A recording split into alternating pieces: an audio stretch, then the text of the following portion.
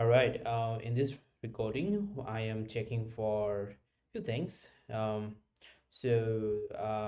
going to go through Robert Saplosky on depression. I think this video is on depression. Can I get a better?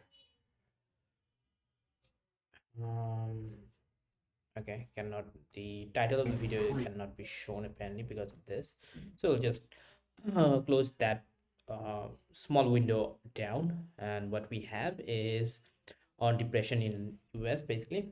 I did not understand if this was like part of some playlist, so I searched around for Robert Saplowski's playlist. Apparently there is no dedicated playlist on biology alone, so he has a complete playlist on behavioral biology. So what I'm going to do is I'm going to check if depression, behavioral economic, molecular genetics, behavior, is there a sign of depression? No, I don't see depression equation, chaos induction, emergence language, schizophrenia.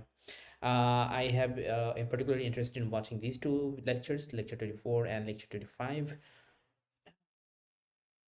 Okay, so depression is probably not probably it definitely the last on the list. So if I want to check that out, I will check that out. And I was like watching Fantastic Four just um half an hour earlier, so I'm just going to close that window as well and get to the recording session again.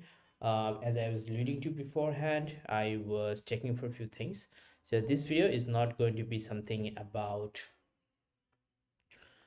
making content for an audience to enjoy. This is not about audience, this is more about me and how I sort of enjoy in this space. Okay, how do I do when I'm presenting or talking? Am I enjoying the process? Am I in the moment and like adding to the content as opposed to just reacting to it without any value added to it? um Also there's a digging question, which is there's a deep question for me to understand, for me to digest, is that can I eventually turn this into a full-time thing? And am I getting the hang of it? Okay, so I have to spend a significant portion of time here doing this thing. So is it coming to me naturally? Is something that I would be observing throughout the course of making this content. And once I make this, it is just going to go to my secondary channel where there is not going to be any promotion or whatever. But in any case, this is what I plan to do, and now we can get to the lectures. Diseases, and those are very exciting, and they're great and great, junior high school papers about disease and such. Oh no, okay, come up to the front, please. Here. Um,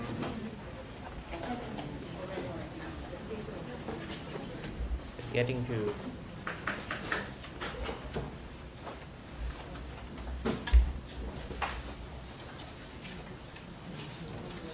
see, a couple more seats. There's a fan back there that's Okay. few things I learned So there are was all sorts of these. one was this disease progeria. So this was the disease Amitabh Bachchan had in his movie Pa. So I remember this disease from that movie.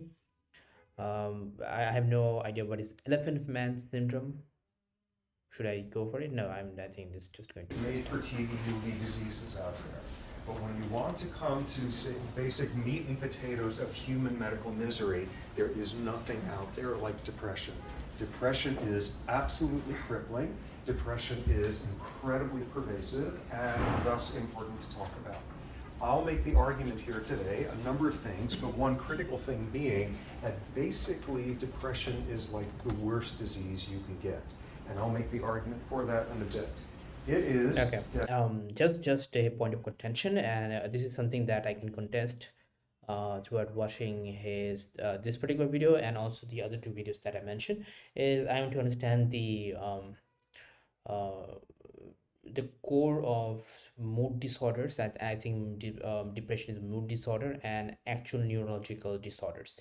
So I think I kind of reached a um, what should I call it? I reached a standstill position while arguing with someone, and the argument went something like, okay, mood disorders are not actual, the hardware is not broken, as opposed to neurological issues. So for instance, a conversion disorder would be a neurological thing in which the hardware is intact.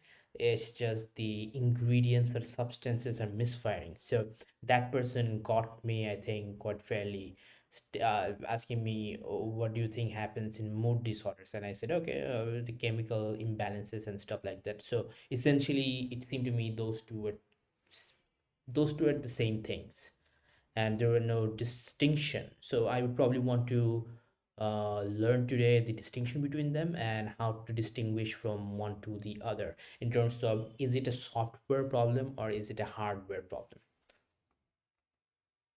It is wildly common. Current estimates are 15% of us in this room will have a major depression at some point or other in our lives. So that is. Can I relate to depression being the worst, one of the worst diseases? Mm, I doubt it is the worst. I mean, I probably had instances of depression, but it was short lived, and I probably, as a result, I cannot, I tend to downplay it, and because I can like easily make my mind make my mind be occupied with other things. So probably that is the reason why I would downplay the severity of depression in people, because in me it is not it's not an elongated process, it's a short transient thing. But I would it would be quite difficult in other people if they have it for a elongated time frame.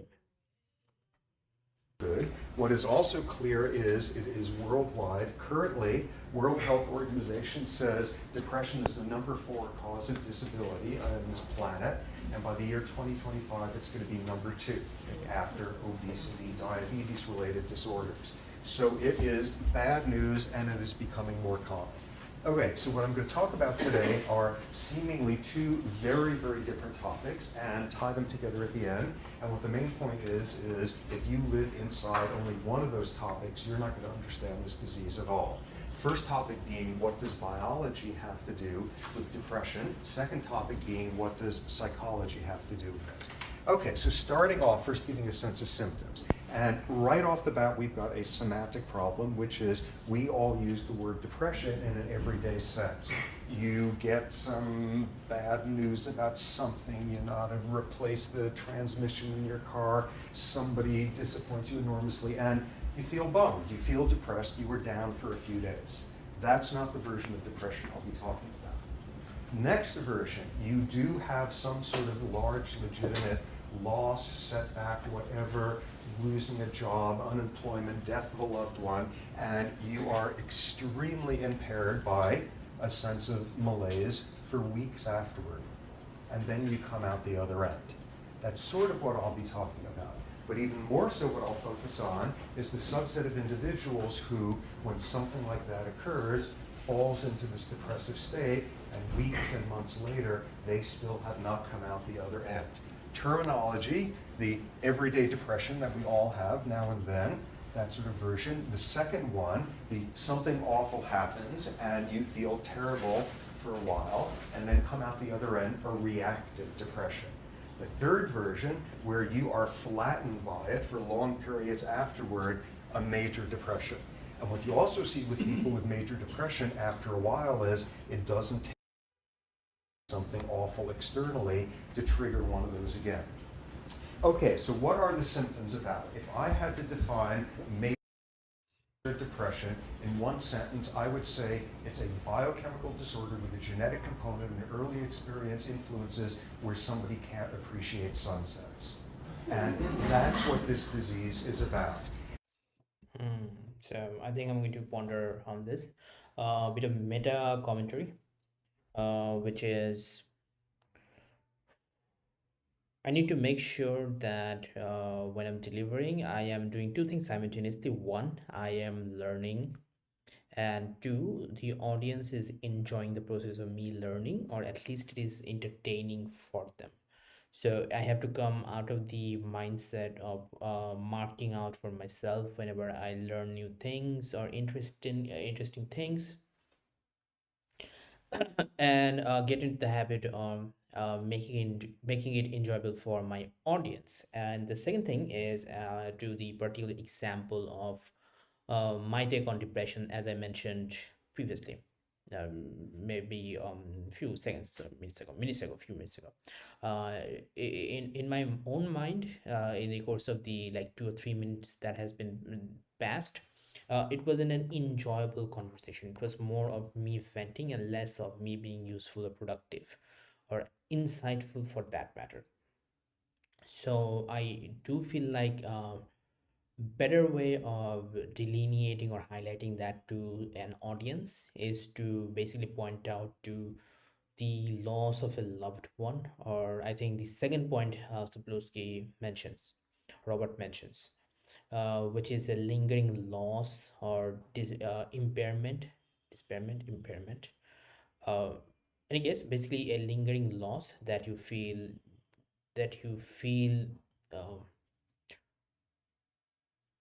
that you're affected initially, and I think there is a like peak, like 2 or 3 or maybe 10 days worth of peak, and then you kind of lessen down, go down, but eventually it just comes back. It haunts you like maybe after 2 or 3 days, and like you deal with it for maybe years, months, etc, etc, etc.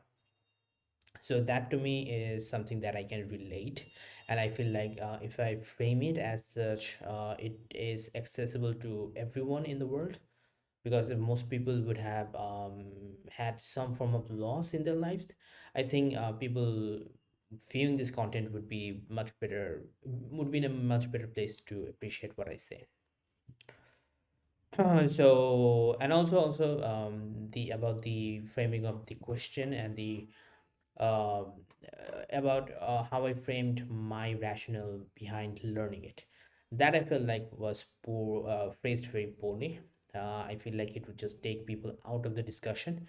It would be better for me to just phrase it as quickly as possible, maybe in the passing, like, "Hey, I wondered, is it a hardware problem?" Or maybe even better than that would be, "Okay, I'm worried about, not worried about, curious about the framing of it. Like, what would be an apt analogy? Is it a hardware problem or a software problem? And how do you distinguish between mood disorders and disorders of the hardware sort, like neurological disorder?"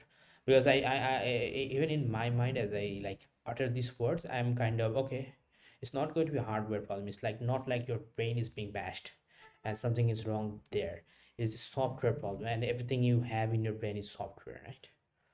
And maybe it could be like there are different regions of the software. So for instance, certain activities or certain disorders um, probably take place due to the fact that there's a like excessive amount of activity in your prefrontal lobe, as opposed to the other regions or areas of the brain. Probably that could be a thing. And there's also like neurotransmitters and stuff that go haywire. I feel like what I Okay, I went away and I came back. So from what I recalled is I have to keep it condensed. I have to keep it like short so that people are not being bored by what I'm saying. And in that light, so I have two more meta commentaries to add. So these are like meta square. So it is like even a lower range of meta commentary. So one is writing while watching the lectures and like paying attention to this portion. I feel like I think of something to say, and I because I'm starting out now and I don't have the structure ready, I have to write it down. And I am this has to be a spontaneous process as I go on and do other stuff in future, and I do basically this stuff more often now, more often then.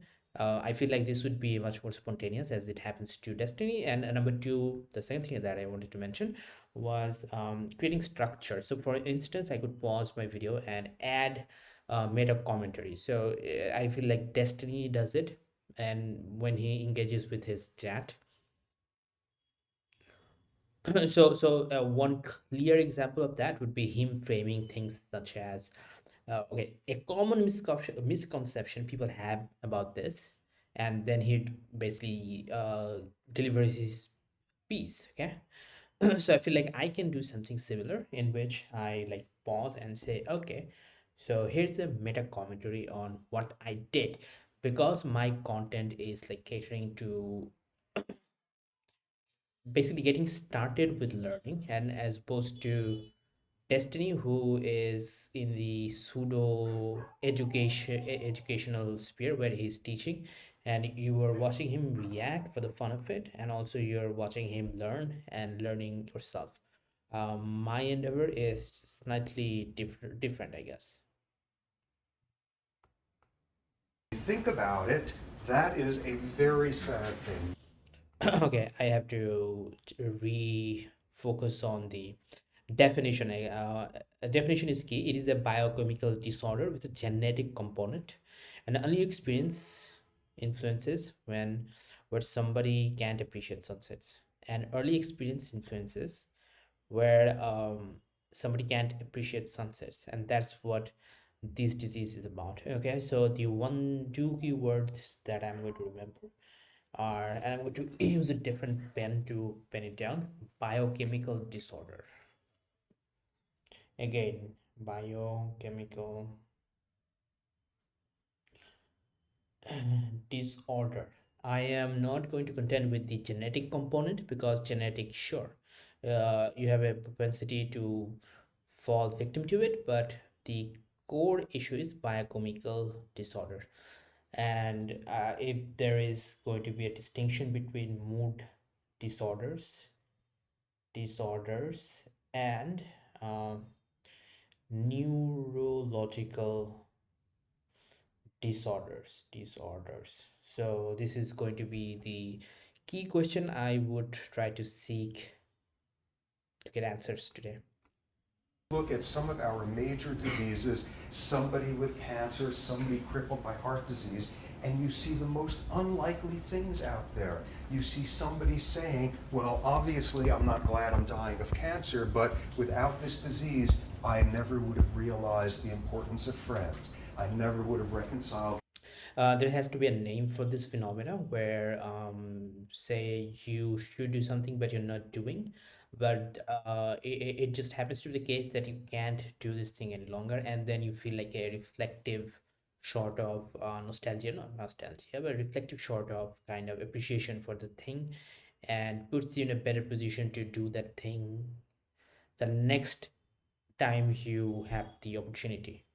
So I think 1807, this is where I came up with this philosophical term, 1801 of recording. I'm keeping tabs. This is the first one. Okay. Family members I never would have found. My God, on a completely weird level, I'm almost glad this has happened to me. Humans have this astonishing capacity to derive pleasure out of the most unlikely domains. What could possibly be worse than a disease whose defining symptom is the inability to feel pleasure? Thus, at the top of the list, anhedonia. Hedonism, the pursuit of pleasure, anhedonia, the inability to feel pleasure, that is what a depression is about. And you get someone who has just had some enormous good luck, a long sought relationship, works out well, whatever, and they feel nothing. An inability to feel pleasure, way at the top of the list. What The else? physiological Grief, symptoms guilt, also matter to me, and that's where we got the and semantic something problem that I again, want which is the to. everyday sort of depression, something. Okay, it is difficult for me, and I just noticed this about myself. Difficult for me to add commentary while he's speaking, so I have to pause, and I just have to make it quick so that I don't bore people out of their minds. So the physiological element also very important. Physiological domain of any disorders are really interesting to me to see like what is happening. Is it something that is causing your action potentials to not work? So I remember, I feel like it was his schizophrenia video where he mentions that schizophrenia is basically excessive dopamine in your neurons. I could be wrong, so don't take my words, but something along that line. So that was a direct example of physiological cause driving a real life disease. So it would be really interesting for me to learn, and it would be really interesting to learn how that works, especially given that I have like tad bit amount of experience now with Professor Fink in these like basic minor biological phenomena and concepts. And bumps us out, and by definition, we are feeling some version of grief. Often we start obsessing at that point over some miserable thing we did to somebody 12 years ago and sort of despair. And that when you're talking about major depression, the grief and the guilt can be so severe that it actually takes on a delusional quality. Okay, not delusional in the sense of the schizophrenic with delusions, hearing voices, thought disorder, but a certain style of extreme depression. Let me give you an example. You have late middle-aged guy, perfectly healthy, and suddenly out of nowhere, he has a major heart attack. He's lying there in the hospital, and the reality is he's going to recover. He's going to have to make some changes in his lifestyle, but he's going to recover. He instead falls into a major depression. This has transformed his sense of who he is. Suddenly he's an old man. Suddenly there's all these things he can't do. He falls into a major depression. Yet he's recovering. Every day his family is in there saying, look, you're just depressed, you're getting stronger. The doctors are saying you're getting stronger, you're just depressed. It happens the hospital is circular, it has a corridor that forms a circle in it. And one day the family is in there saying, you're getting stronger. Look, the nurses said yesterday you did 1 loop around the hospital, and today you did 2 loops. You're getting better, you're getting stronger. And the person says, no, you don't understand. They're doing some construction. Last night, they closed down the outer corridor and they opened up a new little one, so that 2 versions of this one, 2 loops there, shorter than the large one. I'm getting weaker, I'm going to die. This is like someone expecting to believe that last night there were like beavers digging through the walls there, making this new. This was the father of an acquaintance of mine, a structural engineer. This is what a structural engineer looks like when they're delusional to the point of saying that this is a world in which everything is inevitably getting worse. Depression built around that. Next. Of course, one of the most dramatic and one of the most awful symptoms of depression, self-injury. Depressives mutilating themselves at a high rate, and of course, most notoriously, suicide, risks of suicide. Okay, I was trying to find the word for this phenomena, which is something that has a negative feedback loop, and you basically relapse into a much worse phenomena due to depression. Okay, it could be triggered by some like failure or some like major health disease. He mentions heart attack, that could be a trigger. But at this point is understood. I understand this, and I feel like people would understand and appreciate that some certain things can have a negative feedback loop. So you just go down, down, down, down, down, and down you go into the rabbit hole. In teenagers, early adults, that along with accidents is the leading cause of death. Major bad news. Another set of symptoms that wind up being important, something called psychomotor retardation. Everything is exhausting. It's exhausting to do stuff. Lethargy, it's exhausting to think stuff. You were there and you can't do the laundry because where's the basket? And you got to find change for the machine, and you got to go get detergent, and just, it's too much. Everything is too much, and you fall into this paralyzed state. Something This very phenomena I interesting in that understand in regard. people You get when someone they're who's like severely overwhelmed depressed by to the point something. of hospitalization, and when they are absolutely crippled with psychomotor retardation, that's not when you worry about suicide. This is someone who's having enough trouble getting out of bed and getting dressed each day. They're not going to figure out how to shred the hospital mattress and make a noose out of it. Where you've got your problems is when somebody begins to get better from a severe depression. When they're starting to come out, that's where the psychomotor retardation relieves enough that suddenly they've got the energy to do something catastrophic. That's when people are on suicide watches, when you have clinicians who are oriented well. Next, something really interesting. And in lots of ways, the single point I want to hammer in here over and over and over is something that people with depression constantly battle with. Back to semantics. We all get depressed. Bad stuff happens to us. We all get depressed. We feel lousy. We feel withdrawn. We feel sort of a sense of grief, and we're not taking much pleasure, and we withdraw. And then we get better. We cope. We heal. We deal with things in life What's the deal with you that you can't do that? And there's this lurking sense, given that all of us have periods of being depressed and come out the other end. When you look at people who instead go down and stay down there to this crippling extent, there's always this little voice between the lines there of, come on, pull yourself together. We all deal with this sort of thing. I will make the argument throughout here that depression is as real of a biological disorder as is juvenile diabetes. And you don't sit down a diabetic and say, oh, come on, what's with this insulin? that is a strong statement. So previously I would probably have not. Okay, I recall. All right. I think I was referring to psychomotor retardation, but anyways. Stop bathing yourself. Pull it together. Oh, no, no, no. I was like focusing on this thing, like this his claim that he's going to make a claim that depression is just as biological, just as strong or just as real of a biological disorder as is juvenile diabetes. He's going to make that case. That is a strong, bold case. Would I have subscribed to this sentiment? No, I wouldn't have, and that is probably due to my ignorance and due to me being like sort of educated in right-wing stuff from Peterson and his ilk, where like you have to like, okay, depression is not that much fashioned and it's kind of a negative thing, like, oh, you have depression, no, you're not.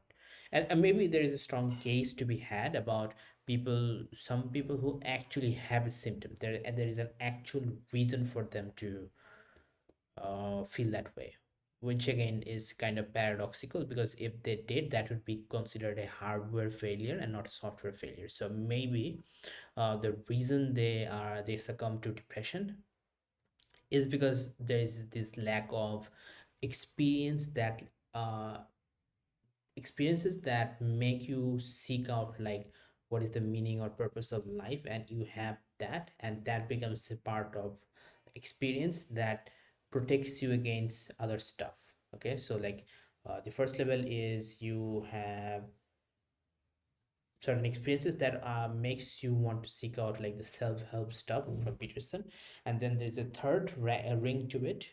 And the third level is basically because you have these two experiences, the newer experiences you can get is going to be protected, is going to insulate you better, because you have like the second tier knowledge about psychology, philosophy, and you are in a better position as opposed to someone who doesn't have the second tier education of the right-wing Peterson self-help stuff. That person is much more susceptible to the third tier, and third tier could be a loss of someone, a death of someone, a very adverse situation in life, etc. We'll see this is just as much of a biological disorder. Part of what makes that clear are a bunch of symptoms called vegetative symptoms. The bodies of major depressives work differently. First set of symptoms. No surprise, lots of people have trouble sleeping when they're having everyday off-the-rack depression. There's a certain pattern with people with major depression. What would you think? You know, you're depressed, you have trouble falling asleep, toss and turn. That's not what you see with a major depressive. Instead, you wake up early. You wake up 4 in the morning, 5 in the morning, you're exhausted, but you're not going to sleep. Early morning wakening. You wind up in an emergency room somewhere, deeply depressed, and the clinician there better ask you at some point, how's your sleep been? Do you tend to wake up early in the day? Early morning wakening, classic sign. Additional thing, while sleeping, sleep is not this monolithic process. There's all these different stages of sleep, slow wave sleep, deep sleep, REM sleep, all of that. There's a structure and architecture to how we sleep, sort of 90-minute cycles as you go through the different phases. You look at the brain of somebody with depression while they're sleeping, and these different phases are completely disordered. The whole structure of sleep goes down the tubes. Look at somebody when they're sound asleep and their brain sleeps differently. This is not, oh, come on, stop babying yourself. This screams biology. More versions of it. Most of us, what we do when we're feeling kind of down is we eat more, out of this general belief that when you feel unloved, carbohydrates make you feel better. And bizarrely, there's actually a brain chemistry of it, of carbohydrates decrease stress hormone release. So for most of us, you're feeling bummed out about things, you eat more. That's not what you see in major depression, decreased appetite. Another thing you see is activation of the... Okay, I think I'm going too fast. I need to like cool it down to basic level. Because he speaks in a certain rhythm. If I have like if the speed of video too much, too fast, I'm not going to be able to catch, just like I did not catch like this portion. He speaks in tongue-in-cheek, sarcastic way, which is funny. He's naturally very gifted in terms of speaking. But I'm going to move past Stress that. response. A class of stress hormones are Uh, highly elevated in people with major depression. You also have overactivation of something that's called the sympathetic nervous system, adrenaline. Overactivity of these okay, so I will have to write this down. Things, sympathetic nervous system, sympathetic nervous systems, and then the overacting of something elevated people with major depression have overactivation of something called adrenaline.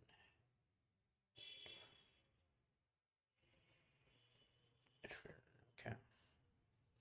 Stress hormones are highly elevated. Stress hormone.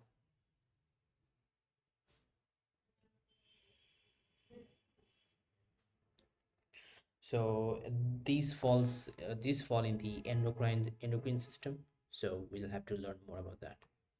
stress response, and that's really important. Because you look at someone with a major depression who's just mired in this psychomotor retardation stuff, and there's this temptation to start thinking about them as some sort of like sea sponge, some invertebrate thing where you're just so wiped out, you can't even get out of bed. It is just debilitating in that sense. That's not what's going on during depression. What you have instead is somebody whose body is blasting through their overactivated stress response, this enormous battle, all of it going on internally. And the fact that you see changes like these tell you this is not, oh, just so wiped out you can't even activate. This is someone whose body is having a massive stress response 24/7. This is key. This is key to understanding this phenomena. Okay, so the body is having 24/7 stress response. Body is having 24/7 stress response. I think I need to add a different scene. So whenever I go into a reflective mode, the entire scene would just like vanish, and I understand. Okay, I am delivering some monologue or something. But this is really crucial in understanding. This gives me a new avenue. The reason I bought this thing up about going to a separate screen is because that would like distinguish between meta commentary. So and another meta commentary is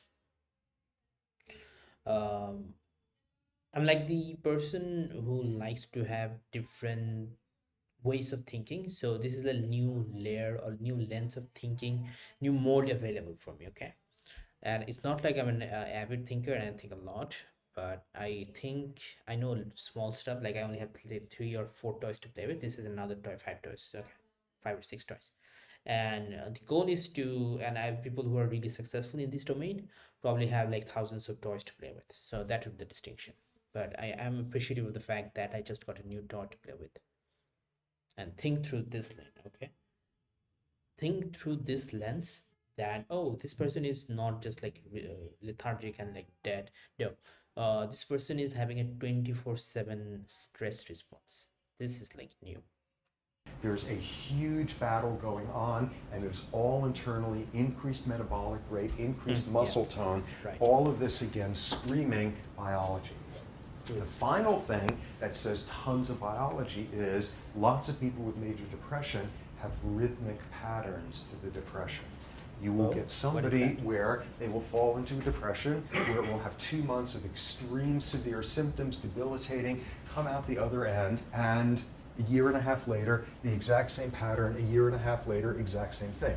You have some people who only get their depressions during the winter, something known as seasonal affective disorders, SADS, and this is someone where something horrible happens to them in June, and they feel sort of sad for a couple of weeks, and they come out the other end, and nothing happens in January, and they fall into a depression, and they're hospitalized for a month and a half, just like every January for the last 10 years. Yeah. And you see that, and that is all about biological clocks that are out of whack there. It's biology.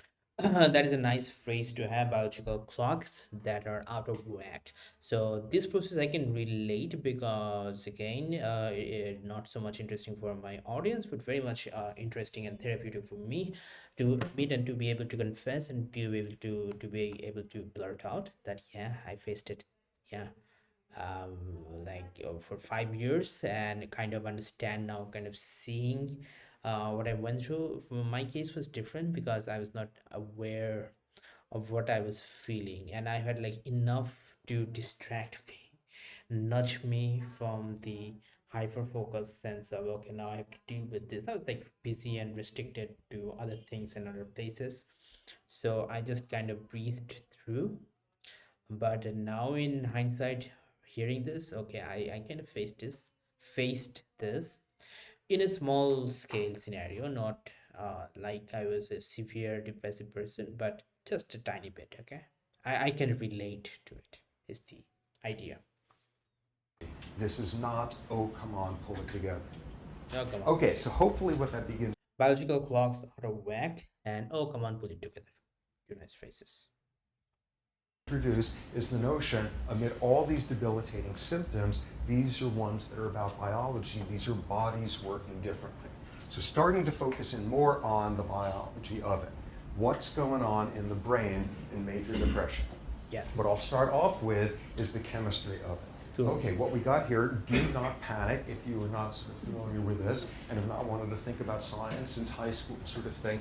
You got two brain cells, you got two neurons. The way they talk to each other, they don't actually touch each other. Yes. In order for one neuron to send a message to another one, it needs to release a chemical messenger that goes floating over here and does something or other to this neuron. Chemical messenger Action called a potential. neurotransmitter. And here we have a case. It needs to release a chemical messenger that goes floating over here and does something to the other neuron, chemical messenger called a neurotransmitter. Okay, we are into the heart of that thing. Let's go. And That by thing. law, Okay, that is going to win me viewers. We are at the heart of our disagreement or confusion or contention, which is something that we wanted to investigate, and it turns out that this is about neurotransmitters and the physiology of it. all neurons go from left to right. So this is a cell that continues down this way. It's all excited. It's trying to pass on some news to this neuron. There's a space in between called the synapse. And what this one is doing, because it's all excited, it has these little water balloons filled with neurotransmitters. Excitation signal comes along, dumps the neurotransmitters, they go floating across the synapse, bind to a receptor there, and then suddenly Binding and receptors. something changes in this neuron. That's how neurons talk to each other. How many different types of neurotransmitters there are? Probably hundreds. And what will be pertinent here is, in depression, there's just a handful of them that seem to be implicated. First neurotransmitter. Okay, we are going to address that. How many different types of neurotransmitters there are? Probably hundreds. So there are 100 types of neurotransmitters. What is a neurotransmitter? Neurotransmitter is the chemical, not the body or the language. So for instance, I think again, in search of the apt analogy is there is a like device, maybe a what, maybe let's just go with the tap. A tap is a hardware, and it does something that has to do with liquid. So the liquid could be neurotransmitters, okay, or maybe a pump would serve the same purpose. Should I go with the meta, because I've been wanting to say something and I forgot again. Okay. Let's move on. Something called norepinephrine. Norepinephrine first got implicated in depression in the early 50s, in the early 60s rather. What was the evidence? Around that time, the first generation of antidepressant drugs had been developed, something called MAO inhibitors. What do they do? Okay, so you got your neurotransmitters released because this neuron's excited. What do you have to do? It comes out, it does its thing with receptors, and then you have to clean up after yourself. You've like dumped all this stuff in the synapse. What do you do then? You got two options. You can take the neurotransmitter and you can be green in your orientation. You can recycle it. You could take it back up in here and stick it back into one of these. You can do this recycling business. Or you could be terrible and carbon footprint. You can throw out your neurotransmitter. There's like enzymes sitting around here that break it up and flush it down the toilet. What's the toilet? Out into your cerebral spinal fluid, your bloodstream, your urine, whatever. So either recycling or degrade the stuff. So what do these MAO inhibitors do? They inhibit the activity of this enzyme that breaks down norepinephrine. Okay, so what's the logic there? So you inhibit the activity of this enzyme, you don't break down norepinephrine, so it's just floating around there, and for lack of anything else to do, it hits the receptor a second time, and a third time, and a gazillionth time. And suddenly, somebody's depression goes away. What's your theory have to be at that point? Ooh, I bet there wasn't enough norepinephrine coming out. You find a means to increase the signaling, somebody gets better, and you now hypothesize there's a problem with too little norepinephrine. By the late 60s, another class of Did I antidepressants came in. understand any of that? No. So this is where hardcore understanding comes to play. If I want to learn anything at all, I have to do research at this point, at this junction. So that is like 40 minutes in, we are getting into norepinephrine and depression. And I'm going to pause and do some additional research. Okay, we are going to read through this. Understanding the link between your norepinephrine and depression is like looking at a high-speed telecommunication network where the signal has suddenly gone weak. To clear things up, norepinephrine doesn't exactly stop depression on its own. Instead, it acts as a critical chemical messenger that helps the brain regulate mood, focus, and energy. When levels are optimized, the system runs better. Okay, so it is like the idea is a telecommunication network, high speed, and the signal is suddenly gone weak. That is a good apt comparison. The neural handshake, how it communicates. Neurons don't actually touch; they talk across a tiny gap called synapse. Think of norepinephrine, Ne. We're going to condense it to Ne, shorten it to Ne. As a letter being sent from one house to the other, release. The sending neuron presynaptic fires an electrical pulse, dumping norepinephrine into the synapse, binding. The Ne floats across and clicks into the receptors of the receiving neuron. Postsynaptic is called. Like a key into the lock, and this triggers a new electrical signal in the cell, the cleanup. To keep this, and this is where like the this is why searching this is good, and AI is super awesome. Just it is just telling me the right thing. Okay, the cleanup. To keep the signal crisp, the sending neuron has a vacuum called reuptake transporter that sucks the leftover norepinephrine Ne back up to be recycled. Okay.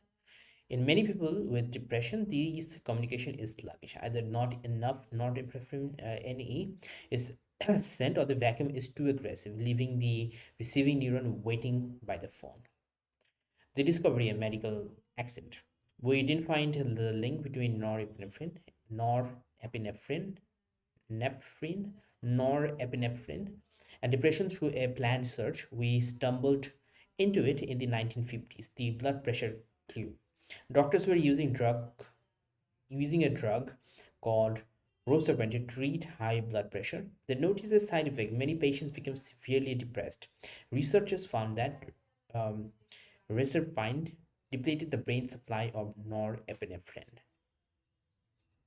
Conversely, a drug for tuberculosis made patients unexpectedly energetic and happy. It turned out the drug blocked the breakdown of norepinephrine. The monoamine hypothesis. Do propose that this person proposed in this year that depression was caused by a deficiency of certain chemical and sufficiently specifically norepinephrine. Okay, how depression is understood today. While the chemical imbalance theory, not enough norepinephrine or serotonin, is the foundation of understanding has evolved. We now view depression as a complex network failure rather than just a missing ingredient. Okay. Complex network failure. Network failure complex. That is a phrase I can take it to the bank. Perspective. What's happening? Chemical. Low levels of norepinephrine, serotonin, and dopamine. Structural long-term stress causes the branches of neuron dendrites to wither like a plant without water. Okay. Genetics, a predisposition that makes the brain's stress response system stick. Okay, okay, in the on position. Okay. Treatment works. Most modern antidepressants that target norepinephrine are SNRI, serotonin norepinephrine reuptake inhibitor, or NRIs. By blocking that vacuum reuptake we mentioned earlier, so it basically blocks a vacuum. These drugs force the norepinephrine to stay in the synapse longer, strengthening the signal and eventually helping the brain regrow its neural connections. Okay. It's important to know that because the brain has to physically repair these connections, it usually takes 4 to 6 weeks for a person to feel the mood lifting effects of these chemicals. Would you like me to explain the difference between how affect the mood, affect your mood differently? Not now, but again, it like lends credence to the hypothesis that there is also damage of the hardware, as mentioned, like um, the dendrites are withering away. Okay, reuptake basically, and also I have a reuptake is a vacuum. So if you shut down the vacuum, inhibit the vacuum inhibitors, certain of the inhibitors, SNRI. I'm going to name the drugs in orange, SNRIs. This portion I'm highlighting currently. SNRIs, SNRIs, inhibitors, inhibitors, or NRIs. By blocking that vacuum reuptake we mentioned earlier, the drug basically causes the existing chemical to like punch into clash into the subsequent neuron, and the message goes through. So that is the issue. I can draw if I wanted to, but I'm not going to draw. And again, meta comment, that was a silly way of putting it. The audience is not like someone in the comment was like shouting, hey, can you draw it? It was something that I was thinking, and it was stupid of me to say so out loud. Okay. Like antidepressants, what do? Essentially the same exact thing. What they do is they gum up this pump that recycles the stuff. Norepinephrine doesn't get removed from the synapse, has nothing else to do, hits the receptor second, third, 10th time, person feels better. Ooh, I think the problem in my theory is too little norepinephrine coming out. Thus, the norepinephrine hypothesis. More evidence for it, there are classes of drugs that will decrease your norepinephrine release.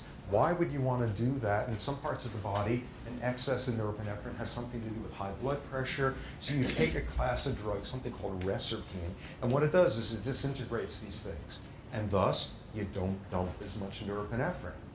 Major side effect in lowering somebody's blood pressure that way is they fall into a depression. So you take a depressed person, you find a way of boosting up their norepinephrine signaling, they feel better. You take a normal person, you drive down their norepinephrine signaling, they get depressed. There's got to be a problem here of too little norepinephrine. So that's incredibly convincing. So at this point, what you got to say is, okay, great, that's convincing, that's irrefutable. What does norepinephrine do? And people figured it out in the 50s, and it's got something to do with this. Take a rat and take a certain part of the brain, you put an electrode down in there where you can stimulate the neurons, you can force them to talk to each other when otherwise they have nothing to say, stimulate this pathway, and what you do is you make a rat unbelievably happy. Okay, so of course the question is, how do you tell when a rat's unbelievably happy? And what you do is you make it work in order to get stimulated there. It presses a lever, and it presses a lever 25 times, and it gets a little buzz there, and it does another time, and rats will work themselves to death. They get stimulated in this area.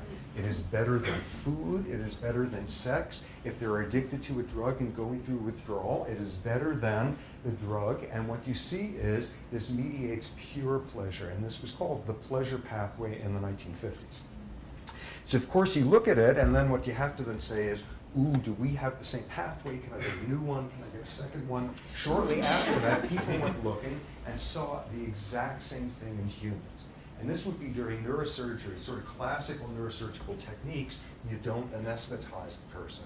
The brain doesn't feel pain. Once you've anesthetized the skin and the skull, you get through there, and you can actually keep somebody awake during surgery. And they used to need to do that, because you put your little needle down in one part of the brain, and the person flaps their arm, and another part, and they say the Pledge of Allegiance or whatever. And then you look at your little road map, and it says, okay, go 3 neurons and make a left. People had to do that. So it was around the early 60s that people started stimulating the same area in the human brain. And it is unbelievable what you got. There was transcripts of some of these, and you read it, and the person is going on, and they're saying stuff like, oh, that's great, that's kind of like sex, but you know when you have this itch, and finally you get to scratch it, and then, oh, it's like getting back into bed. And you know, remember how, like in the fall, you'd go out and play in the leaves, and mom would call you in, and she made cookies, and then you get into your jammies with the feet on. They just go on like that. Where can you sign up and have this happen? The same exact sort of theme as in a rat. And it was around that time that people discovered that in this pathway, it uses norepinephrine. Aha.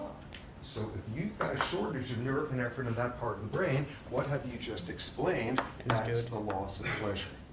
Great. Utterly Lack of convincing. norepinephrine, Here's all the reasons why you shouldn't be causes convinced. you Problems began to feel emerge. less pleasure. The first problem was there's something weird with the time course. You throw in any of the drugs I just talked about, and norepinephrine signaling is changing within like an hour. You put a depressed person on those drugs, and they don't get better for a couple of weeks. Something isn't working there. So that was mysterious.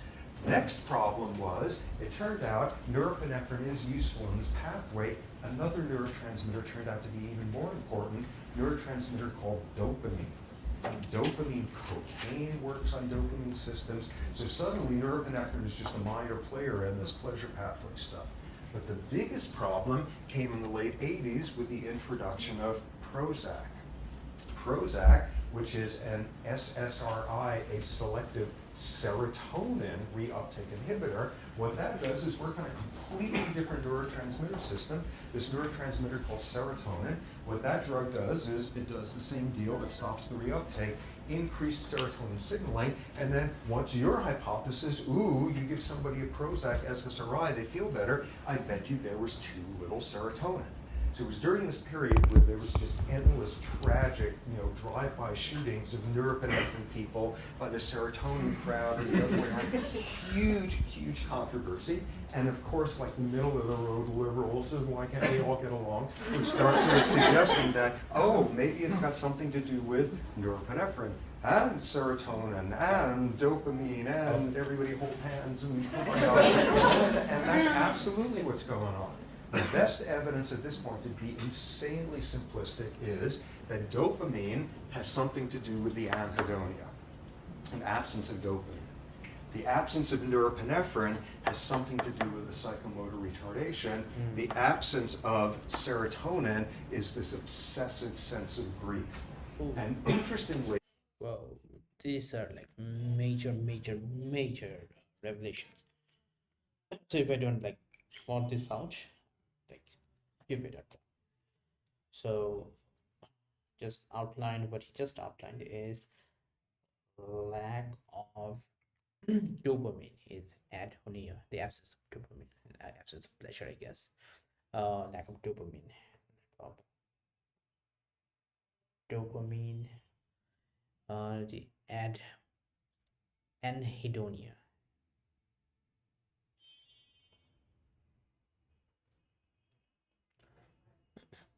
pleasure, lack of pleasure. You don't feel pleasure. Absence of norepinephrine. Norepinephrine is psychomotor retardation.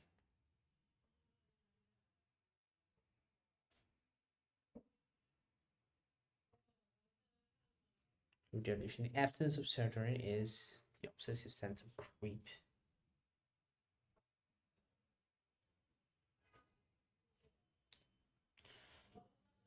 Obsessive sense of grief.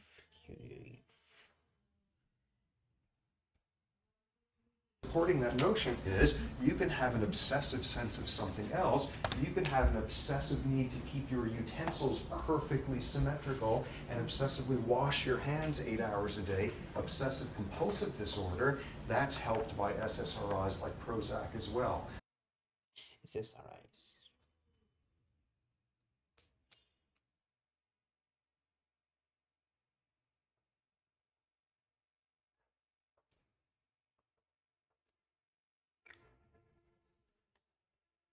Whatever it is you are just perseverating over like mad, getting increasing serotonin signaling can help. So you've got at least 3 different neurotransmitters relevant to the pleasure, the psychomotor retardation, all of this, all sorts of other leads floating around in the field. There's a neurotransmitter called substance P, and what substance P is about is pain. Like poke your finger and your spinal cord is neurons there are releasing substance P talking to each other. It's about pain. It's about chronic pain syndromes. It's about whole body burns. Everybody knew this. And then it was discovered that if you get a drug that decreases substance P signaling, sometimes depressives get better. What does that suggest? It is not just a metaphor of depression as psychic pain. Your body is using the same brain chemistry to feel the The body is using the same brain chemistry to feel psychic pain of depression. Psychic. BSYCHIC.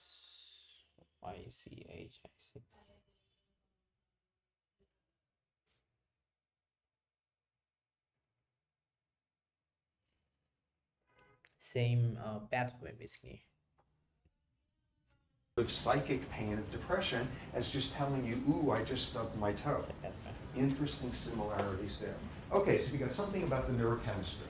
How about the neuroanatomy, the structure of the brain?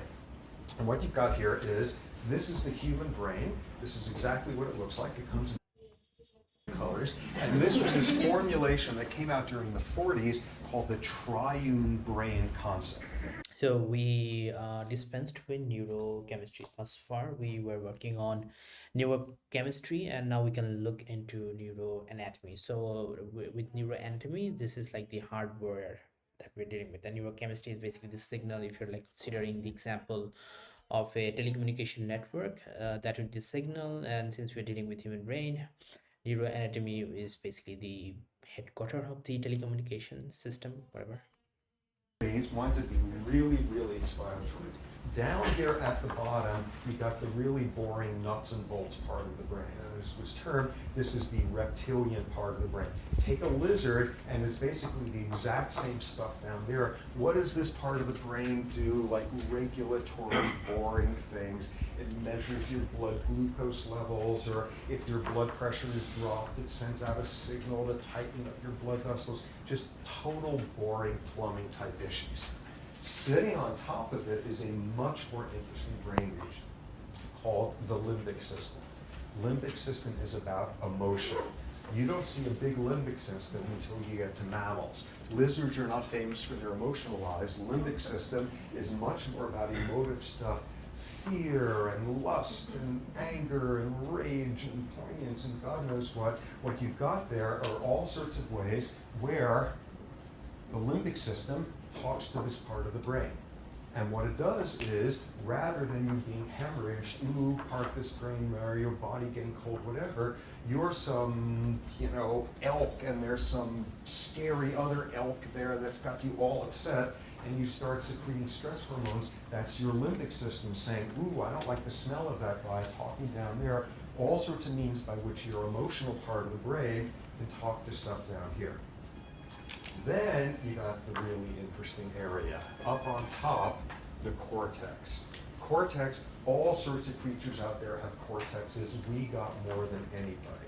It is this hugely expanded area. In primates, we proportionally have the biggest one out there. What does cortex do? It makes you do your taxes, and it does like processing visual information and tells you, aha, that's, punk rock and that's not Beethoven, and all sorts of sensory stuff, associative cortex things. But then there's an interesting part of the cortex that's very relevant to all of this.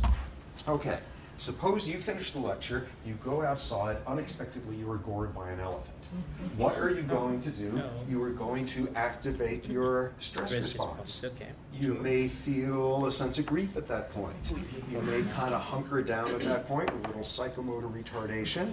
Appetite, there goes the dinner arrangements, sex may not be the most appealing thing under that context. You are having a stress response in response to the sort of insult that this part of the brain is thinking about. So what's a depression? You sit there and you think about kids in refugee camps, you think about the inevitable mortality of your loved ones, you think about whatever, and suddenly your body does the exact same thing as if you were gored by an elephant. And what's going on there is you get the feelings, the abstract sort of depressive stuff there, and this part of the brain is able to make the rest of the brain go along with it as if this was an elephant goring you. On a certain totally The drawing. and this part of the brain Yes, this is key. This is so key. Can I like zoom in?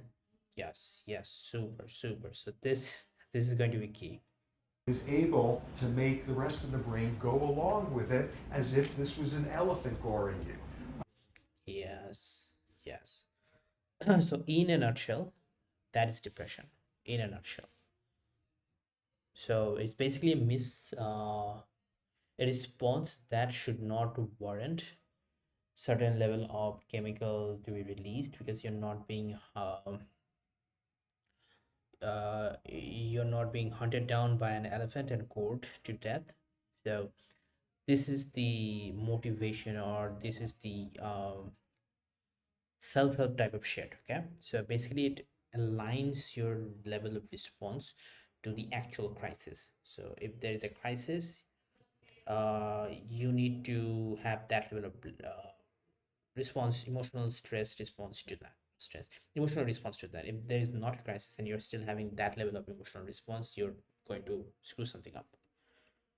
Certain totally simplistic level, what depression is about is the cortex whispering in the ear of the rest of the brain saying this is as real as you were just physically assaulted by some sort of predator, whatever, and you turn on the exact same thing.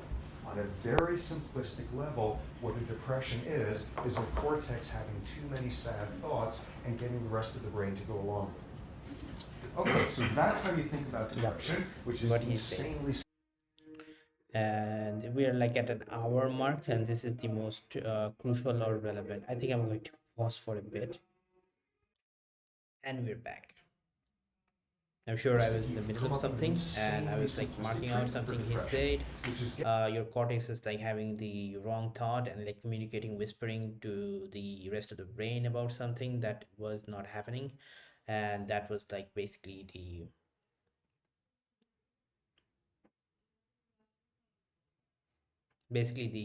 issue with depression. And I think in my head just about now I understood what was the issue. The issue that I have is that uh, conversion disorder is something that your body can do. So there is like a threshold of things your body can do. There's a distinction between you feeling sad and you feeling like anxious and like depressed and having panic attacks. That could be driven by your like mood, how you think, and like what your cortex is telling you, the rest of your brain. And then there is a realm of physiological symptoms. So basically if your hair falls down probably is a example in the middle, but they're like extreme cases. So I'm like imagining or picturing the events of the movie Split. So the person can like literally gain muscle, but humanly that is not possible within your brain, because like building that level of muscle would require for you to go through a like totally strenuous physiological process of muscle building and like respiration, etc., etc. Maybe if the body if somehow like increases or fastens the metabolic process, maybe that is a possibility, but that is like so far off the human experience or the human understanding of physiology that it is not worth considering. So now I kind of understand the distinction more clearly about conversion disorders and like my confusion or my thoughts about conversion disorders as opposed to how it really is, or maybe my confusion on the matter.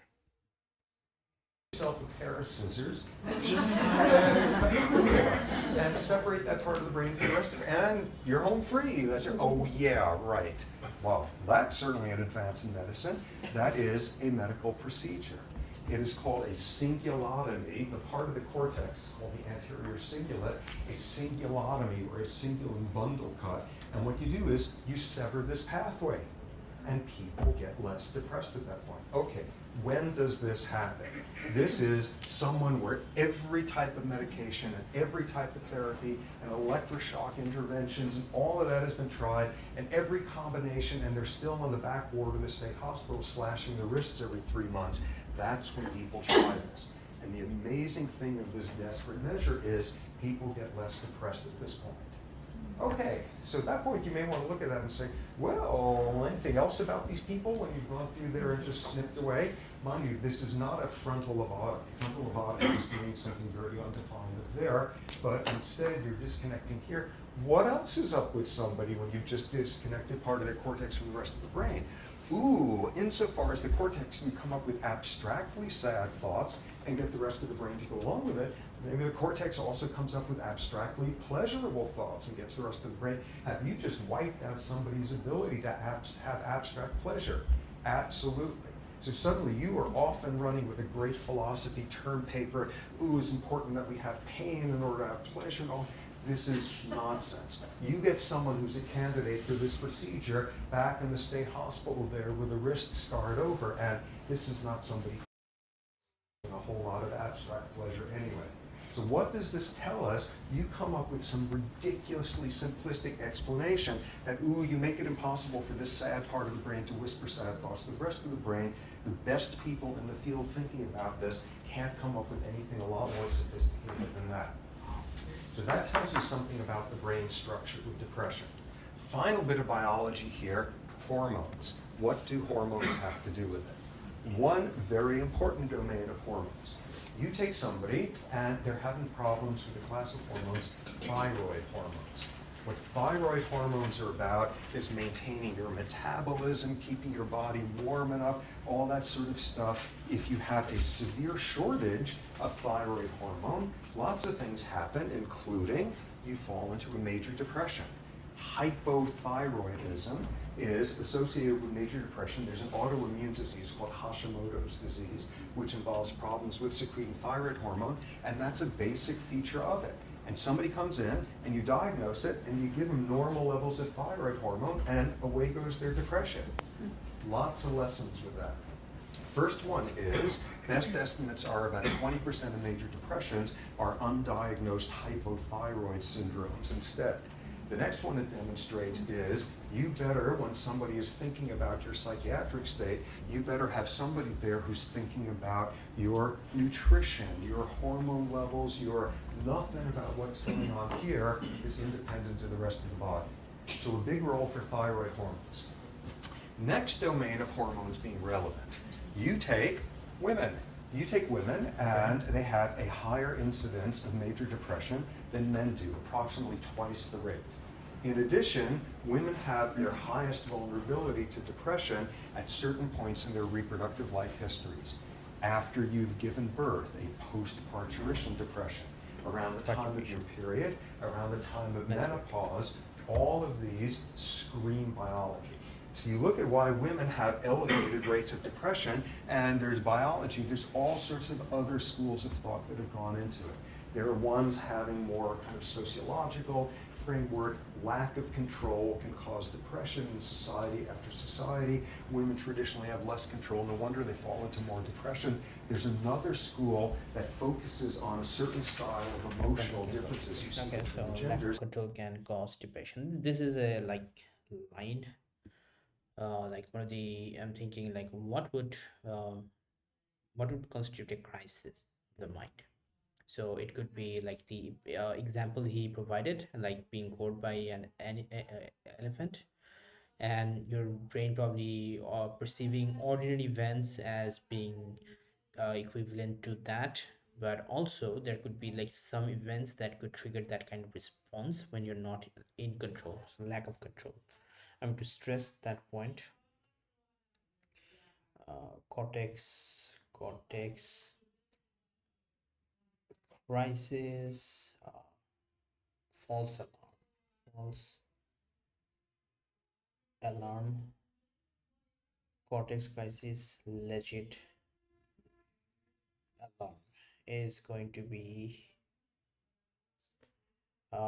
lack of control, lack of control. Lack of control is legit a contender. On the average, women tend to ruminate more on emotionally upsetting things, to focus in on them more. And this sounds totally stereotypical, and when you do the studies, there's overlaps between individuals, but nonetheless, on the average, what you see is these sorts of studies where you get someone after they've just had a fight with a close friend, and what do women do when they give a choice of a whole bunch of activities? They choose to fill out questionnaires about how they met their friend, and what the nature of the relationship is, and does the friend have a good marriage, and all of that. You do it to guys, and they fill out questionnaires about, like, trivia questions about the Civil War. Oh my God, they can't express their emotions, no wonder they're impossible. And of course, again, individual variation, this is highly stereotyping. On the average, though, women ruminate more on upsetting emotions than men do. So that is solid science. What is completely unsolid science is the speculation at that point that if you ruminate on bad feelings, you're more prone to a depression. So that's a whole emotional regulation argument. But you come back to that business of women are most at risk for depression in the 2 weeks after giving birth, around the period of their periods, menopause, and that's all about hormones. And by now, there's a huge literature having to do with the effects on all that stuff over there of estrogen and progesterone, and probably Very most importantly, cool the to ratio of pronounce estrogen to progesterone. Oh, progesterone, I and pronounce what's progesterone. going on around giving birth, one's period. Levels of this stuff is just shooting around all over the place, and the sense is something goes out of whack with the ratios there, and everything about estrogen, progesterone, and the ratio can change the number of receptors for these neurotransmitters, the extent to which you do this reuptake pump. Whatever depression is going to turn out to be on this nuts and bolts level, estrogen and progesterone can do something to it. Okay. Final class of hormones that are relevant. A class of hormones Estrogen and released during progesterone stress. are Okay, what's the progesterone most are famous really stress hormone on Earth? so explains the hormonal imbalance, the dialogue or the snide um dig at women, like, hey, you may be some hormonal issue, you're being too hormonal, I guess is the phrase. Whatever that is probably has some real life biological bearing. Another famous stress hormone on earth, adrenaline, adrenaline, probably stress hormone. Okay. Hormones, sex hormones are progesterone and estrogen. I'm probably not going to pause because pausing estrogen plus progesterone, and stress hormones are adrenaline, something that Cody Rhodes has in his Adrenaline is soul. this vastly overrated hormone that I despise because there's a much more important stress hormone out there to which I've devoted the last 30 years of my life. A class of stress hormones called glucocorticoids. They come out of your adrenal gland during stress. The human version is hydrocortisone, also known as cortisol. All sorts of other species out there you secrete. They come out these of the adrenal gland during stress. Adrenal. What is the adrenal gland? Adrenal. During stress, the human version is hydrocortisone. Hydrocortisone. Cortisone. Human. Cortisol. Cortisol in human.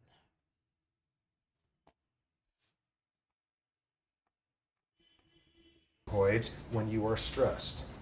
You look at people with major depression, and about half of them have elevated levels of glucocorticoids through the roof. Okay. There is something out of whack with the regulation Well, of the stress one of these days hormone I'll be able during to depression. understand like what What's test that about? That's back to again. people with depression are not invertebrates sitting there in their beds. These are bodies That would like enhance my studying the community, would it not? Yeah, studying the community. If there is such a thing, like I think, can I just do this instead? Yes, so now I can easily pause this and like without it being fucking bother.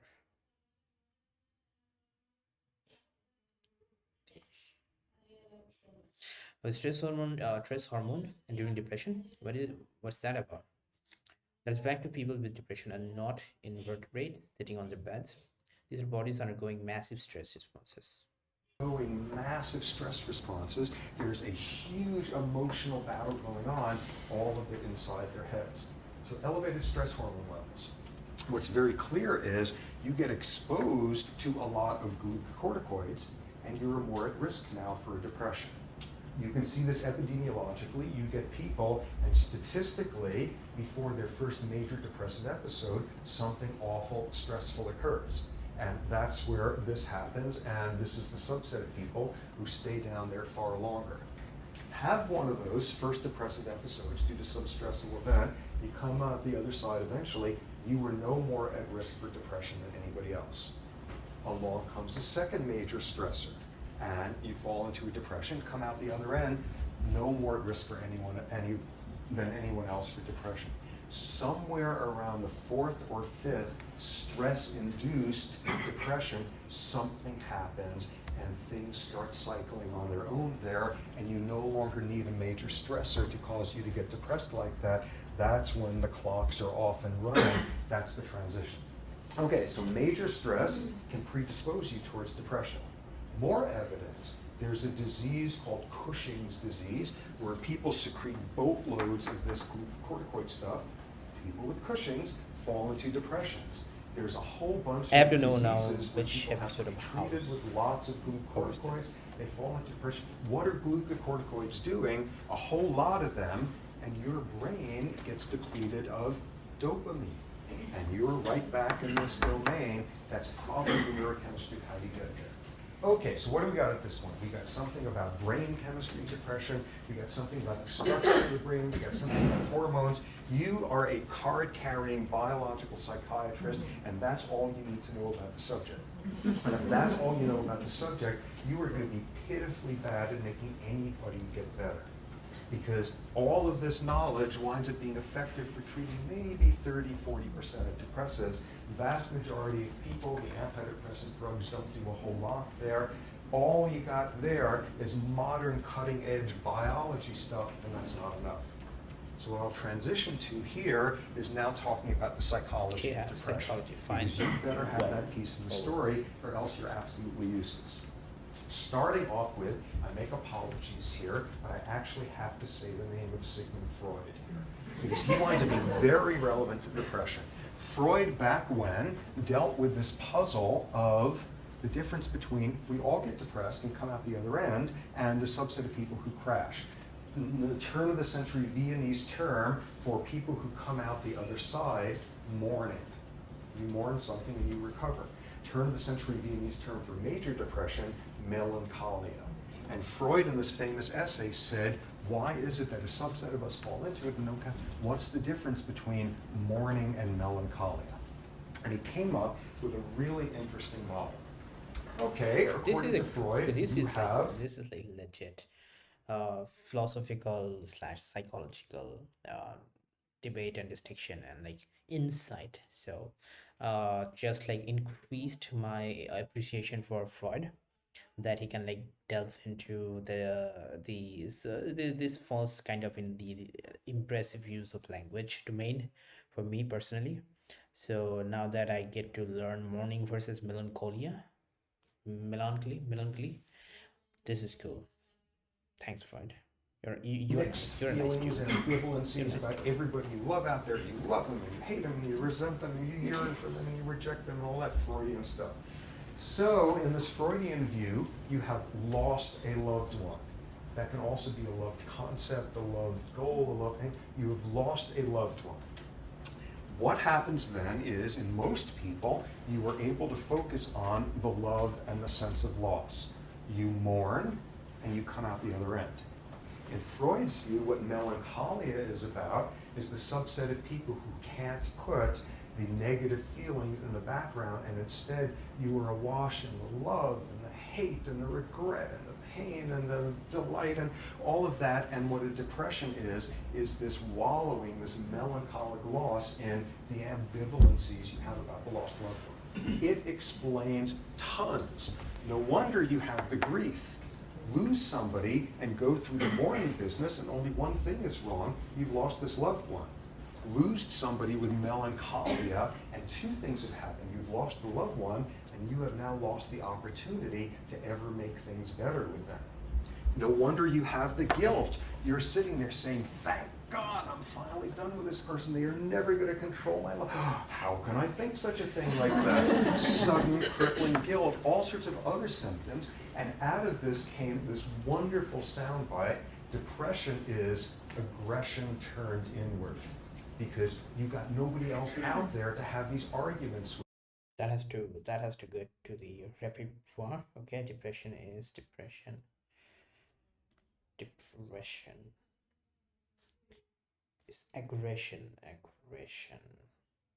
turned inward. uh Mourning versus melancholy. This is the person who you have most loved but most hated, and you've never said the things you needed to hear, and pounding at the door to get them to finally be able to tell them, and now you've lost that opportunity forever, and all you can do is internalize all of that aggression turned inward. No wonder you're not feeling a whole lot of pleasure. No wonder you're secreting stress hormones. No wonder you're not getting out of bed all that readily with the psychomotor retardation stuff. This really powerful soundbite of aggression turned inward. That's great. What isn't great is how in hell do you turn like Freudian ambivalent feelings into something about neurochemistry, or like what do estrogen progesterone ratios have to do with like love-hate ratios? It's great, it feels very intuitive. You can't do modern science on it, which is the problem with the best parts of Freud. Okay, so instead you need to shift over to looking at experimental psychology and understanding what is the psychology of stress. What is it that makes psychological stressors stressful? Experimental psychology. This is new. And understanding what is the psychology of stress. What is it that makes psychology stressful? What is it that makes psychological stress or stressful, not what is the psychology of stress? What is the psychology of stress? And I'm going to get this right this time. What is it that makes physiological stress stressful? Psychological stress stressful. I am going to try this one last time. If I can't, I just like quit this job. Okay. What is the psychology of stress? What is it that makes psychological stressors stressful?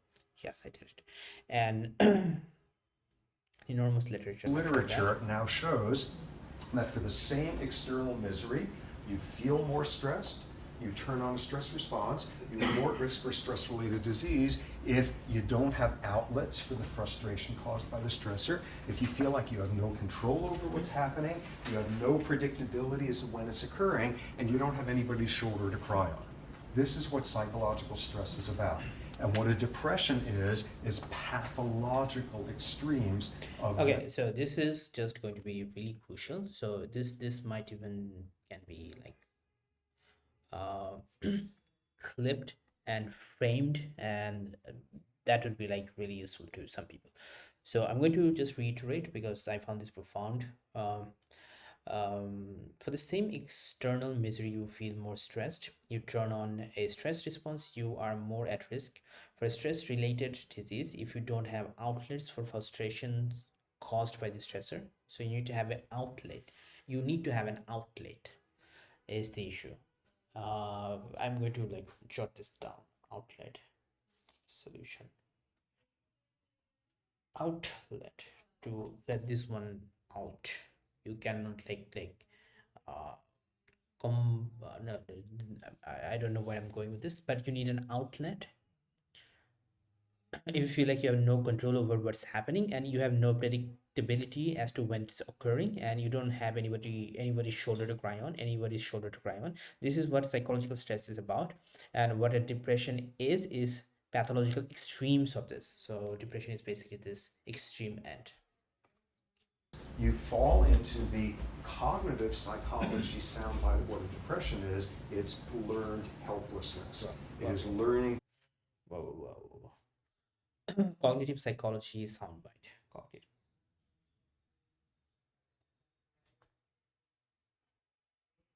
psychology soundbite.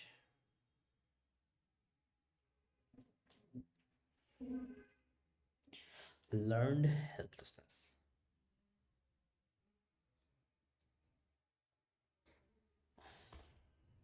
Helpless. Something bad happens to you, a rat, getting some shocks now and then, you, a human experiencing some loss, and the logical thing you should do is learn this is awful.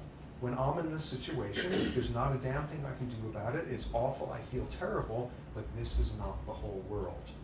And what a major depression is about is you sit there and you're that rat, and in this setting, you get uncontrollable shocks, but put you in another setting, and just by hitting a lever a couple of times, you avoid the shocks.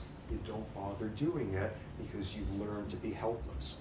Just like a human depression. What learned helplessness is taking a circumstance where by any logic, again, you should be saying, this is awful, but is not the whole world, and do this cognitive distortion and decide this is indeed the entire world. And I have no control, I am always helpless, I am always hopeless. This is the psychology of what a depression is about. At that point, you don't have a whole lot of trouble seeing how you wind up in here, stress, effects on some of the dopamine, all that sort of stuff. Okay, so we've got two extremely different viewpoints here as to what depression is about. Modern biological stuff, and this totally different world of psychology, loss, lack of control. One version of it, one of the most reliable findings in the whole epidemiology of depression is lose a parent to death when you were under 10 years of age, and for the rest of your life you were more at risk for a major depression. This makes perfect sense. What is a lot of what's going on during your first 10 years of life? You were learning about cause and effect. You're learning, is this a world out there where I have any sort of efficacy, where I have any sort of control? And you have just learned in the most big time awful way, there are things you can't control and sometimes they are awful. And what have you just learned? There's all sorts of reasons where one can be helpless. And you're that much closer to this edge of this learned helplessness cliff for the rest of your life. Extremely powerful model here of that. So you got all the biology stuff. You've got this weird Freudian aggression turned inward, which just feels right, but you can't do modern science on it. You got this whole world. How do you begin to put this world and that world together? And the critical link turns out to be stress. Stress is the intersection of the two in a very interesting domain. Okay, I depression wonder is. though, what is the distinction between the two worlds? So let me read. There are also the reasons why one can be helpless, and you're that much closer to the edge of this learned helplessness cliff for the rest of your life. Extremely powerful model here, so that here of that. So you got all the biology stuff. You've got all the weird Freudian aggression turned inwards, and just which just feels right, intuitive. But you can do modern science with it. You've got this whole world. How do you begin to put this world and the other world? So which one is the other world? One is the Freudian world, I guess, and the other one is the biological world. It seems stress. Okay, understood. Genetic disorder. What do I mean by that? Depression has some degree of heritability. Depression tends to run in families. Depression runs more reliably as you look at closer and closer relatives, and you eventually look at identical twins, and if one of them has depression, the other has a 50% chance. Full siblings who are not identical twins, 25% chance, half sibling, about 8%, person off the street, about a 2%, 50% chance when they share the identical genes. What does that do? That tells you this is a disorder that has a genetic component. What does that also tell you? If we've got 50% likelihood, if you've got all the genes in common, and you've got a 50% chance of not getting the depression, it tells you genes are important, but they're not more important than any other component. So genes in depression are not about inevitability, they're about vulnerability. So what is the vulnerability about? A few years ago, people discovered a particular gene that's really relevant to whether or not you get depression. What was exciting about that? It was a very clear finding. It has since been replicated. What else was exciting about it? It made sense. This was not some weirdo gene having something to do with how your big toe functions. This was a gene having something to do with serotonin. And this was a gene relevant to this whole reuptake, pumping business, all Takes that. like two The of main the point of it boxes. is this gene comes in two different flavors. Each one of us has one of the two versions. And you immediately get this prediction, one of the versions, by all logic, should be predisposing to depression. One of them is the one that should get you in more trouble. So what does it look like when you go and study it? First paper that reported this a few years ago, and this I suspect is going to wind up being viewed as the most important paper in biological psychiatry for a quarter of a century. This was this massive study where a bunch of researchers looked at 17,000 kids growing up in New Zealand, following them year after year and looking at the genetic makeup of these individuals, and then asking in their early 20s, who's got problems with major depression? And then asking this critical question, what does it have to do with this gene? Does the version of that gene that gets you into trouble, by all logic, is that going to set you up for more of a depression? Are you more at risk for depression if you've got the bad version of the gene? And back comes the finding, which is no, it doesn't increase your risk. You look here, and what's your likelihood of depression? And you got the good version, and it's this likely, and you got the bad version, and it's this likely. Doesn't make a difference unless something else is going on, unless you have a history of exposure to major stressors. And what you were able to do is quantify how many major stressors somebody has had during their childhood, their development, and that involves parental divorce and physical abuse and death of family member, all that sort of thing. And what you see is in the folks who have the good version of the gene, as you have more and more of a history of major stressors, your risk of depression goes up, absolutely. Now you look at the people with the bad version of the gene, and as you have more and more of a history of stress, your risk of depression does this. And when you look at the major history of stressors, a 30-fold difference in the likelihood. This is not about, ooh, genes control our brains and genes control our behavior. This is a gene that is relevant to how readily we pick ourselves up after life has dumped us on our rear ends, how readily we recover from stressors. Yeah. What's the final piece of that story? Glucocorticoids regulate the function of this gene. All the pieces fall into place there.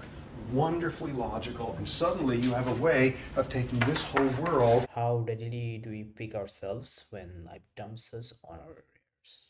I feel like was the Of thing the that I was psychological thinking. components of stress and tying it into all that biochemistry, wonderfully integrated model. Okay, so in lots of ways, this is where the field is at this point. And what should mostly have come through here amid all this minutia and factoids and all of that is the role of stress and the intersection of the biology and the psychological stuff, and childhood as a very important time to imprint how vulnerable you are to depression for the rest of your life. But again, the single thing I want to emphasize over and over, implicit in everything on that left side of the board there, which is this is not, oh, pull yourself together, we all get depressed. This is as real of a biological disorder as is diabetes. And that's the thing I most want you guys to take off from here. And in the context of a university setting is rife with major depression. The community of high achieving type A individuals is rife with major depression. It is all around us, and amid it being all around us, there is this weird corrosive inhibition, embarrassment, discomfort we have with the world of psychiatric diseases. One of the greatest things, if you're a researcher with disease, one of the things you pray for is for some powerful senator to have their loved one come down with your disease, because they're going to set up a foundation and get special funding and advocacy groups and all of that, not for a psychiatric disorder. That's the one where people don't talk about it. And amid this screaming biology, this is a devastating disease and all of that, in any place, and especially in a community like this, where everyone is supposed to be golden and functioning and flawless and just gliding through life, this is one of the hardest diseases for people to admit to. So it is there, it's all over the place, and it's biology. And you should be no more inhibited about admitting that you've got something going on that's funny with this type of gene than you would be to admit that your pancreas isn't secreting insulin. So let me stop at this point. And again, unfortunately, I got to sprint out the door. Otherwise, I'm going to take questions. But thanks. Okay, so few things. First, I'm going to talk about how to increase on this work, which I feel like was an excellent lecture by Robert Saplosky, and it was the last lecture of his video, which might have been an additional lecture outside of the playlist, outside of his course, behavioral biology or environmental evolutionary biology, whatever. There are plenty of new terms that I learned. So they're like different neurotransmitters like dopamine, norepinephrine, and they're like different drugs and hormones. So for instance, drugs like SSRI, I don't know what that is, serotonin something inhibitors, and SNRIs something inhibitors, which basically blocks the pump or something like that. The pump or the vacuum which like takes up too much Ne and like starves the subsequent or following neuron of the chemical impulse or chemical signal that it should get, causing us to feel upset, sad. We have learned what else? We kind of identified two parts of the brain, the limbic system and the cortex. I feel like the upper, like the grainy finger like structure, and limbic system probably is something like the lower one, which lizards do not have and we do. That's why we have emotion. We discussed hormones, thyroid and estrogen, progesterone, adrenaline and glucocortical, hydrocortisol, basically hormones, etc. So these videos, the hormonal videos, can be learned through Professor Fink. uh, Neurotransmitters also can be learned through Professor Fink. I do not understand. I do not recall. I feel like he broke down the what is like a hormone. What is a neurotransmitter? Neurotransmitter basically chemically is same thing as something that we have encountered previously in like organic chemistry or something like that. Probably as a structure and as like small subset of variations within each structure, etc.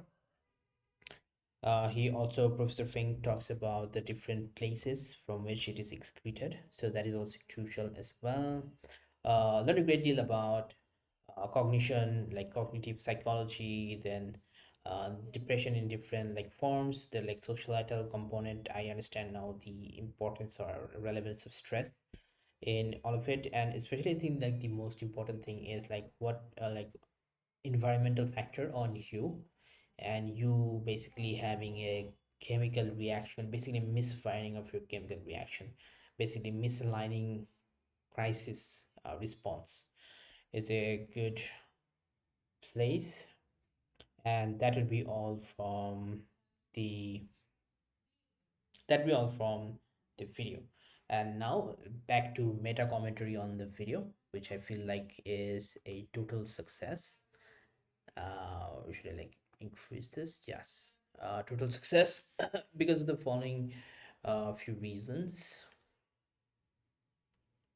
For a few reasons. Number one, and this is something that I've been forgetting to mention throughout the course of this recording, which is subtitles. These subtitles helped a lot. Because I could read through the subtitles, I could easily follow what was said, because I wouldn't be otherwise able to do so if I was just like listening to it. So it really helped me follow along and follow through something that is like fairly complex. It's not easy to follow through this lecture. And it wouldn't have been otherwise if I did not do Professor Fink's playlist on this already. Same thing is the concentration level was really top notch. This like 1 hour and 40 minutes now of recording, and the concentration level, the attention level and focus level has been off the chart. It was really helpful. I did not feel a bored, b out of place, or like miserable, faking it or whatever. No, I did not feel any of those emotions, and I feel like the speech, the presentation was probably arguably the best that I've ever delivered, precisely because I had a clear structure on how to like access this, how to understand this. I can like fine tune it in future, but so far this was good. I learned a lot of stuff, and I have like a blueprint on how to work on this, build on this. And with all of those being said, I think I'm going to conclude the recording now. This will probably go to live archive and not the real channel that I want to post, because like this is kind of out of place, and I'm only trying to figure things out at this point. But so far so good. Definitely not all lectures going to be Saplosky and Professor Fink.